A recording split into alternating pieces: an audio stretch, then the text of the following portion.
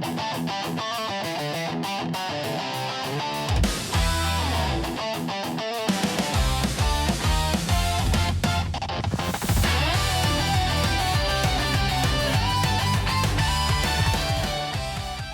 know that expression they always say, save the best for last? Sometimes I believe that's a nice way of saying you're last. So we're saving you for the best? Sometimes it's not. Sometimes it's kind of like addressing that relative that you know for a fact that he's only there for the holidays because the rest of the time he is doing things that are sketch and cringe, and you just can't help but feel like, well, he's family and thank goodness he lives 16 states away. And yeah, so sometimes there are teams that just sound pretty, they just sound better, but at the end of the day they're still not, but you're kind of hoping they will, so they'll leave you alone. And that's what we're talking about today. Hey everybody, I'm Cortez and I'm a critic, and welcome back. We're concluding the AFC West for the 2026 NFL Draft recap, and we're talking about the last team because they are. We're talking about the LA Chargers. Yeah, let's talk about them.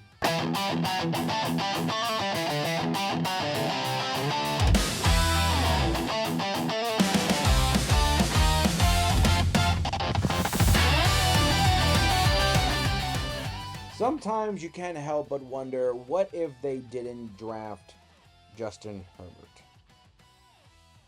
How dysfunctional would this team be? Would Justin Herbert have gone to a better team? Funny enough, before Tom Brady went to Tampa, there were talks that the Bucs would draft Justin Herbert and let Winston go. I don't think we would have won a Super Bowl with Justin Herbert, like in any of our timelines, because as you can see, we have not been better. Even with quarterbacks doing everything they can, but our defense can't stop anything. Kind of like what Herbert's going through. But also, Herbert has had abysmal playoff performances. Even when the Bucs losses, they never had those type of performances by any of their quarterbacks. So, and to look at the Chargers here, there's a part where you just look at the Chargers and they say, what do we need? And you're just like, I really don't know.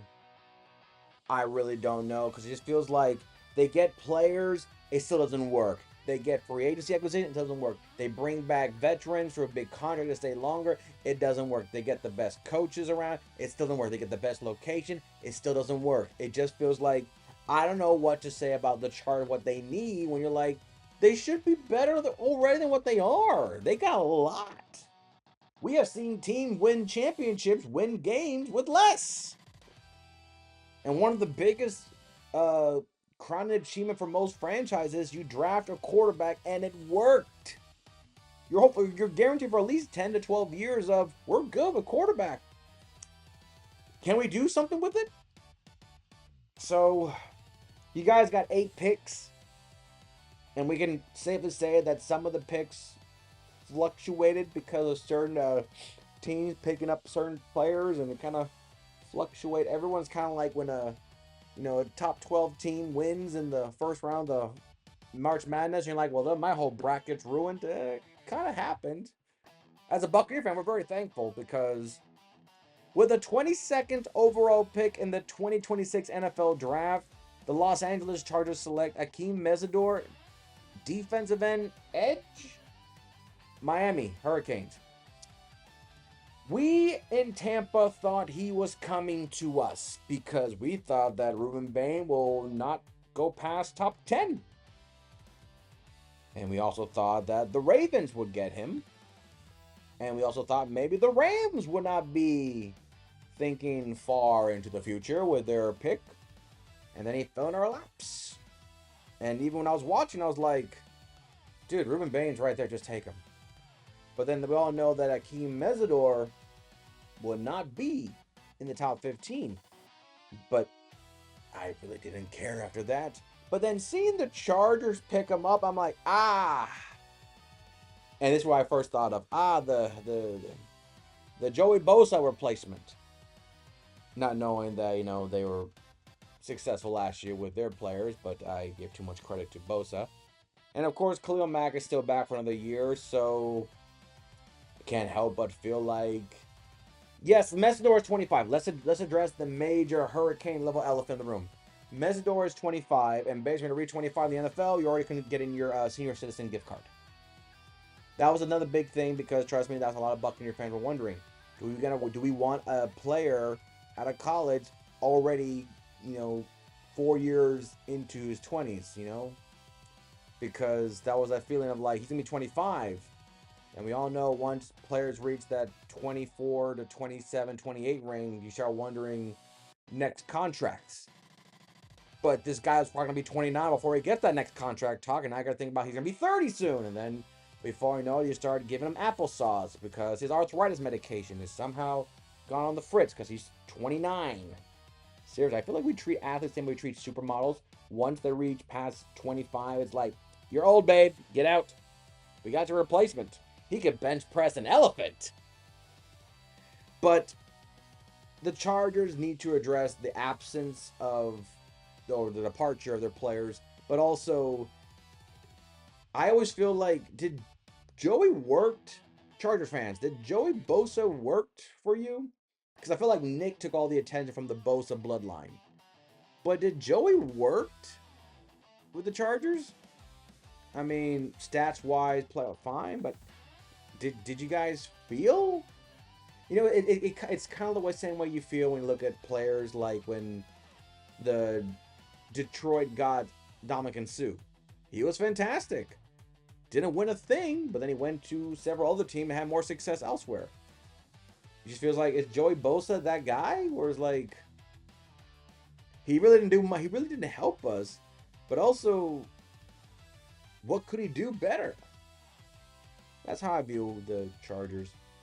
I remember one time he gave a top 10, top tier defense in the rush department. So it was like, okay, now I also know that Bosa got hurt. Started getting hurt a little bit too much more often than he wanted to. I get that. But still, it just get that feeling of like, okay. Long story short, Mesnor is a good pickup regardless of age being 25.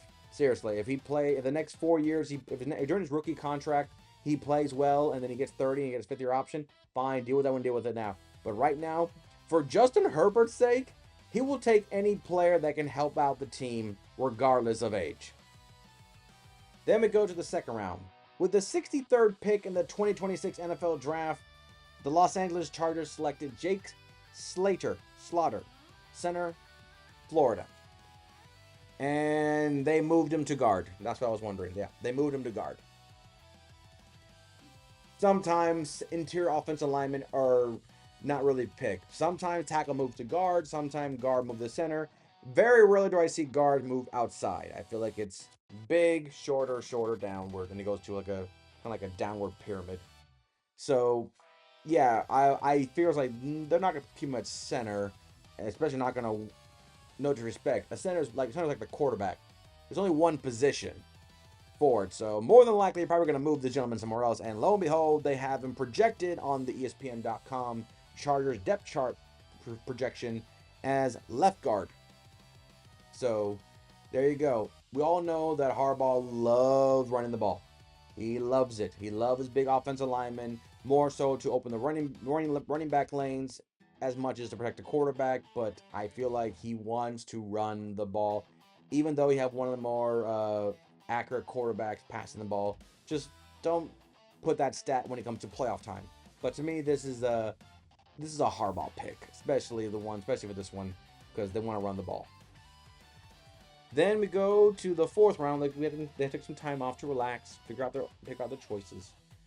And with the 105th pick in the 2026 NFL Draft, the Los Angeles Chargers selected Brendan Thompson, wide receiver, Mississippi State. McConkey has been the dude. Quentin Johnson has come around. Even Trey Harris, fine. Tight end department, they got Njoku recently, so that's kind of cool. I feel like Njoku fits perfectly with the Chargers. I mean, now granted, Gaddison is still the guy, but I feel like Njoku will probably surpass him soon enough, or at least getting more targets than him. But looking at the wide receiver side, like I said, Len McConkey, if McConkey was the guy, it just feels like he should not be. McConkey's a good. McConkey feels more as a number two, maybe as a Swiss Army knife switch change up player. Cool, cool, cool. But we all know that Quentin was supposed to be the number one guy. He was supposed to be, and Quentin at times looks more like a number two as well. McConkey wears number two with pride. Quentin wears number two, despite should have been number one. So seeing Thomas getting drafted here, I can't help but feel like this is just another. Yeah, he's 5'9", 164. Kind of tiny. Kind of tiny. My question is, he is their Swiss Army knife. He is their screen pass, get him in space, watch him break tackle, watch him go. So that's where I feel like I'm going to put him in there, because for as big as Herbert is, he doesn't have a lot of tall receivers to throw to. He throws to a lot of 6-foot level type receiver, and some even less. So I don't know. You would think of a guy as tall as Herbert who probably want like a 6'4" tall demon like himself. Someone that can throw the ball high to, But, oh well. This just feels more like a situational player for him. Maybe even special teams. Still in the 4th round, with the 117th pick in the 2026 NFL Draft, the Los Angeles Chargers selected Travis Burke, offensive tackle, Memphis. Did they move him to guard? Survey says no. According to the depth chart mock, they have Travis Burke as the backup to Joe Alt, the right tackle. Now, we all know last year the Chargers lost their offensive lineman injuries, basically. In a weird way, you can say they kind of lost their foundational identity as a team that has a strong offensive lineman to protect the quarterback and open lane for the running backs. When the foundation's gone, it derails everything. The running backs and the quarterback chemistry with the receivers. Seeing Travis Burke being brought in as a tackle and then still being viewed as a tackle. Let me see his intangibles here. Yeah, that makes sense. He's 6'8", 325. Yeah, 34.5-inch arm range. So, and he is a good run blocker. So that explains a lot. But it just feels like, but Joe Alt and Slater were great. I don't know. It just feels like the only way he's going to play is because of injuries. And you don't want it. Now, during his rookie season, he might get involved in a short yardage situation, get some reps in the NFL. Cool. It just feels like if Travis develops well, you got 2 already caliber tackles already. And you're not going to move him to guard. So, I don't know. It feels like he's raw, but at the potential's reach, where are you going to put him? Still in the 4th round, with the 131st pick in the 2026 NFL Draft, the Los Angeles Chargers select Genesis Smith, safety, Arizona. That's a cool name. Genesis Smith, safety. Going back to the Charger pool, I mean, I always say if you're viewed as a top 10 in your position, that's value regardless of when you were drafted. And Smith is currently he's currently 9th in his position. He is top 10, top 100, 97 overall rank, 72 grade. So probably a little raw. Probably has more valuation to special team where probably make his mark. He is 6'2", though, 6'2", 200 pounds. Now, do they have him as a free or have him as a strong safety? Free. Good run stopper. That's probably where they're going to put him. He's currently viewed as the backup behind Molden in the free safety side, but I feel like they see him more as a run support. Remember, the Chargers had one of the top run defense in the league recently, so help developing that. Even though I kind of really feel like With the pass rush department they're kind of addressing, maybe they'll go back to an all-around top-tier defense and not just one. But Smith feels like a run stopper, special team contributor more. That doesn't mean he can't develop. 6'2", 200 pounds is still solid. So to me, development for the future, and future could be as early as week 10 early. But do not be surprised if you see him on special teams. Now we go to the 5th round. With the 145th pick in the 2026 NFL Draft, the Los Angeles Chargers select Nick Barrett, defensive tackle, South Carolina.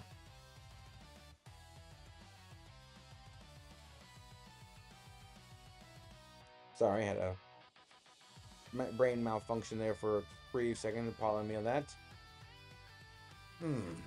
A defensive tackle to a 3-4 defense, and they have my dude in the right defensive end and the 3rd string. So clearly development is in his future.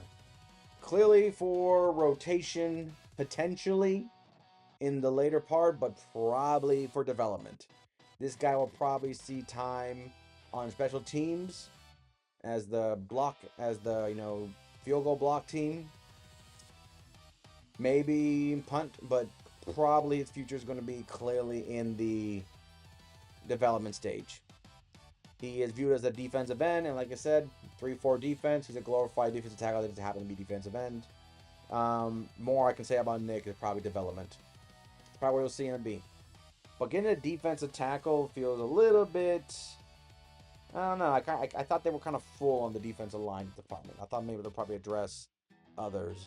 Honestly, I thought they were addressing like another offensive player to help out, but whatever. And then the last 2 picks, funny enough, all in the 6th round and 4 picks apart, all from the same position class. With the 202 overall pick in the 2026 NFL Draft, the Los Angeles Chargers selected Logan Taylor, offensive guard, Boston College. Let me take a look. This is my dude here. Interior offensive linemen have always screamed to me, run the ball. Even though we have seen, especially lately, sometime when your offensive line interior side is weak, the pass rusher through the middle is probably more effective than pass rushers on the edge, because the quarterback can literally see it coming. Now this is interesting. Logan Taylor is viewed as a 6'7", 214-pound guard, and they currently have him as a guard on the right side behind Cole Strange. Interesting, because Travis Burke is just an inch taller, but is viewed projectively as a tackle. Okay, I'll bite that. I mean, if your offensive linemen are going to be like 6'6" and above, basically you got the starting 5 of a basketball team in your roster. Cool by that. Cool. But, yeah, according to NFL pre-draft analysis, he's a guard, perfect frame for it.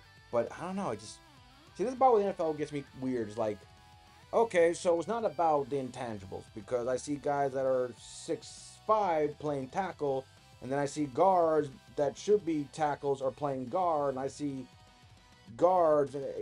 I don't know anymore. I mean, granted, interior lineman blocking is different from exterior offensive tackle blocking. I get it. Intangibles, height and weight can only mean so much factor. Wingspan, block. I get it. Trust me, I get it. I've been on the edges of guys that are bigger than me. Not saying much, but they've been bigger than me. And I'm like, and I'm the tight end. You're bigger than me. I guess because I have these hands I can catch. So, this is clearly the strategy. They want to develop the offensive lineman foundation. It's the identity. It makes sense. But then they double dipped. 4 picks later in the 6th round with a 206th pick in the 2026 NFL Draft, the Los Angeles Chargers selected Alex Harkey, offensive guard, Oregon. Now, do they have you, Mr. Harkey? He's 6'6", 308. Where they have you, my dude? They have you. Okay, so apparently they put Logan and Alex as the 2 rookies behind the right guard, behind Strange. I guess they're not going to put him on the left guard. So we have 2 rookies projected to be focusing on the right guard. Now, these are projections. They all can change, of course.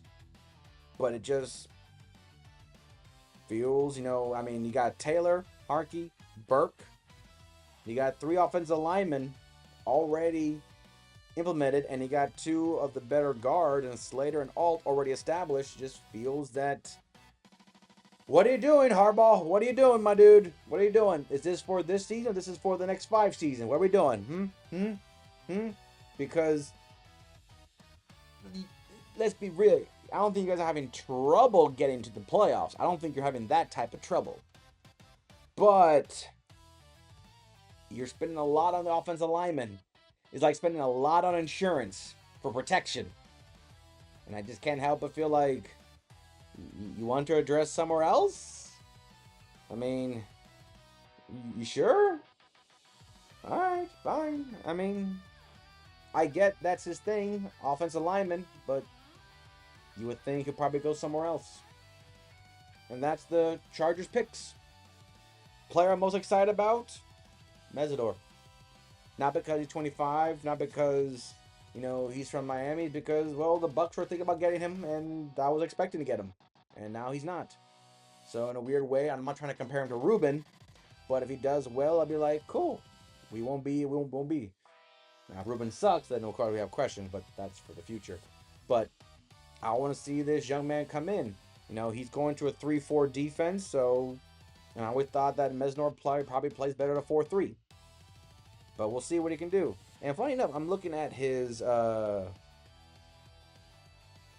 thing, and right now they have Mesidor as the backup to Khalil Mack on the strong side.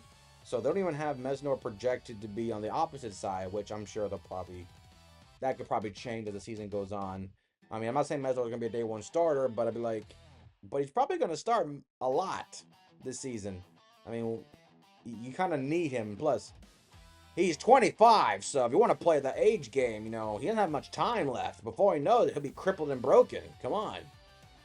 But Mesidor is the big one because I thought the Bucks were going to pick him, and now I want to see him succeed. So it'd be like, see, we were right all along.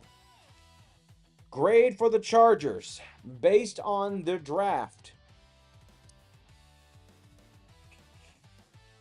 I want to say they got better. They're not contenders. The draft class does not make me feel like they're contenders.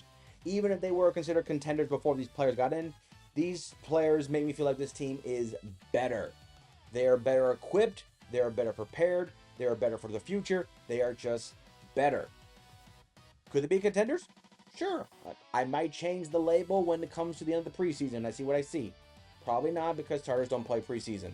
So we got to hope. But to me, the Chargers are better. They're better for the season. They're better prepared. We all know that paper to field are 2 separate factors. But to me, they're better. And I will probably say they're better than... Nope, I can't say that. I feel like the Chargers are... Based on the draft, I feel like they are probably the 4th best of 4. I think their draft class is a little bit weaker compared to the Raiders, Broncos, and Chiefs. In that front, I'll probably say the winner of the AFC West draft class, I'm giving it to the Chiefs. Boy, I'm a hypocrite, aren't I? But anyway, that's the Chargers. And that concludes the AFC West. Now, normally, ladies and gentlemen, we will go to the NFC West because that's the rule I have made up. But no, I'm going to be different. Why? Because I'm tired of being somewhat predictable. So we're going to go from the AFC West to the NFC North. That's right, we're going to the North in the NFC. And the team we're going to go first is the team that I feel like has the most to answer for. We're going to talk to the Green Bay Packers. I have questions for Green Bay. They have to be addressed. They do. So until next time, I'm Cortez, and I'm a critic. Thank you so very much for watching.